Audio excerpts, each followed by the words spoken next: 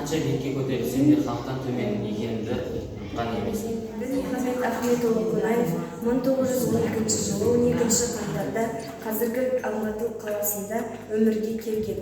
Әкесі Мелла Ахмет Жұмабайұлы 1886 жылы туған. Ол ауыл шаруашылық және сауда мекемелерінде жұмыс істеген. Қазақ тілінде оқып та, орыс тілінде жаза да оқиды алған кісі болған. Анасы Зәуре Байырқызы 1888 жылы Шелек, бұрынғы Шелек ауданында, қазіргі Алматы облысында дүниеге келген.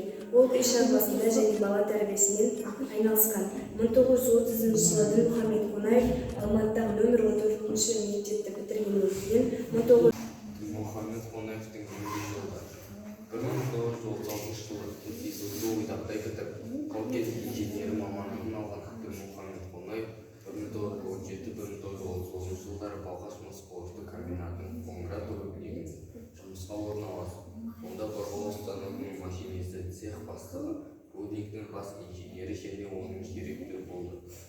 Ол 1930 жылы екінші дүниежүзілік соғыстың қиын күндерінде тылдағы жұмысты ұйымдастыруда іскерлігімен көзге түсіп, Алтай Қазметі комбинатының бас инженерінің орынбасары, Питер руднигінің және КСРО қорғасын марш өнеркәсібінің және ірі кәсіпорындарының бірі Лениногор кен басқармасының директоры қызметтерін атқарды.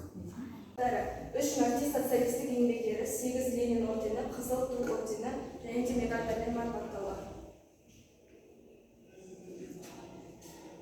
Мақалалары мен кітаптары 1978 жылы кеңестік Қазақстан таңдамалы сөздері мен мақалалары, 1992 жылы «О моем времени», ал 1994 жылы «От Сталина до Горбачева», 1994 жылы «Ақиқаттан аттауға болмайды» деген кітаптары бар.